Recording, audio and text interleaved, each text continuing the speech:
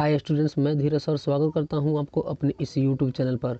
तो स्टूडेंट्स, मैं आज आप लोगों को इस वीडियो में बिहार बोर्ड क्लास 10th के ऑल सब्जेक्ट्स से ऑब्जेक्टिव क्वेश्चंस के बारे में बताऊंगा, जो आने वाले एग्जाम के लिए काफ़ी इंपॉर्टेंट है। तो स्टूडेंट्स, आप इस वीडियो को अंत तक अवश्य देखिएगा और इसमें के सारे क्वेश्चन को आप अच्छी तरीके से तैयारी कर लीजिएगा, क्योंकि इसमें जितने भी प्रश्न दिए गए हैं वो बोर्ड की दृष्टि से काफ़ी इंपॉर्टेंट है।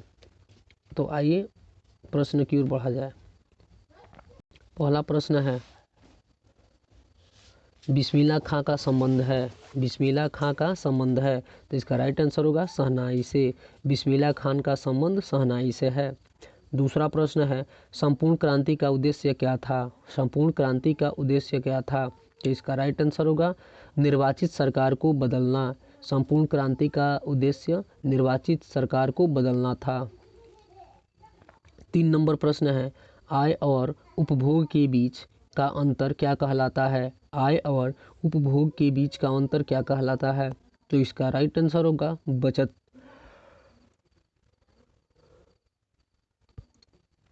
आय और उपभोग के बीच का अंतर बचत कहलाता है। 4 नंबर प्रश्न है, मिश्र धातु बनाने में किस खनिज का उपयोग किया जाता है। मिश्र धातु बनाने में किस खनिज का उपयोग किया जाता है, तो इसका राइट आंसर होगा मैंगनीज का। मैंगनीज का उपयोग मिश्र धातु बनाने में किया जाता है। 5 नंबर प्रश्न है, ग्राम पंचायत की बैठक की अध्यक्षता कौन करता है। ग्राम पंचायत की बैठक की अध्यक्षता कौन करता है, तो इसका राइट आंसर होगा मुखिया। मुखिया जो है ग्राम पंचायत की बैठक की अध्यक्षता करता है। 6 नंबर प्रश्न है, लसिका का रंग कैसा होता है। लसिका का रंग कैसा होता है, तो इसका राइट आंसर होगा हल्का पीला। लसिका का रंग हल्का पीला होता है। 7 नंबर प्रश्न है, चुंबकीय फ्लक्स का एसआई मात्रक क्या होता है। चुंबकीय फ्लक्स का एसआई मात्रक क्या होता है, तो इसका राइट आंसर होगा वेबर। चुंबकीय फ्लक्स का एसआई मात्रक वेबर होता है। 8 नंबर प्रश्न है, जब किसी चालक तार से विद्युत धारा प्रवाहित होती है तब गतिशील कण होते हैं। जब किसी चालक तार से विद्युत धारा प्रवाहित होती है तब गतिशील कण होते हैं, तो इसका राइट आंसर होगा इलेक्ट्रॉन। इलेक्ट्रॉन के कारण ही किसी चालक तार से विद्युत धारा का प्रवाह होता है। 9 नंबर प्रश्न है, सोडियम की संयोजकता क्या होती है। सोडियम की संयोजकता क्या होती है, तो इसका राइट आंसर होगा 1। सोडियम की संयोजकता 1 होती है। 10 नंबर प्रश्न है, मेंडलीव की आवर्त सारणी में वर्गों की संख्या कितनी है। मेंडलीव की आवर्त सारणी में वर्गों की संख्या कितनी है, तो इसका राइट आंसर होगा 9। मेंडलीव की आवर्त सारणी में वर्गों की संख्या 9 है। 11 नंबर प्रश्न है, नीति श्लोका पाठ में घर की शोभा किसको माना गया है। नीति श्लोका पाठ में घर की शोभा किसको माना गया है, तो इसका राइट आंसर होगा स्त्री को।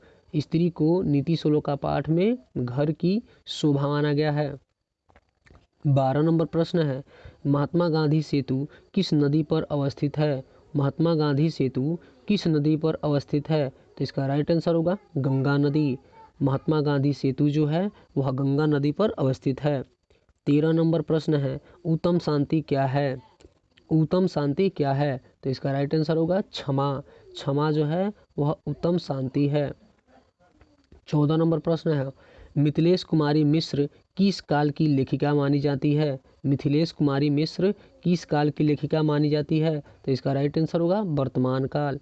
मिथिलेश कुमारी मिश्र जो है वह वर्तमान काल की लेखिका है। 15 नंबर प्रश्न है, हुंकारों से महलों की नींद उखड़ जाती है, यह कथन किसका है। हुंकारों से महलों की नींद उखड़ जाती है, यह कथन किसका है, तो इसका राइट आंसर होगा रामधारी सिंह दिनकर। रामधारी सिंह दिनकर जी का कथन है, हुंकारों से महलों की नींद उखड़ जाती है। 16 नंबर प्रश्न है, बंगला लिपि प्राचीन नागरी लिपि की क्या है।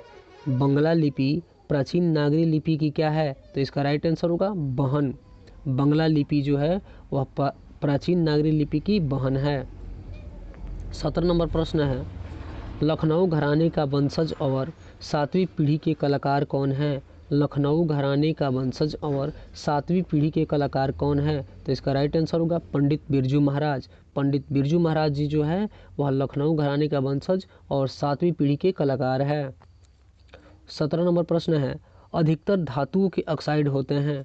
अधिकतर धातुओं के ऑक्साइड होते हैं, तो इसका राइट आंसर होगा क्षारीय। अधिकतर धातुओं के ऑक्साइड जो होते हैं वह क्षारीय होते हैं। 19 नंबर प्रश्न है, बर्थ हार्मोन किसे कहा जाता है? बर्थ हार्मोन किसे कहा जाता है? तो इसका राइट आंसर होगा ऑक्सीटोसिन को। बर्थ हार्मोन ऑक्सीटोसिन को कहा जाता है।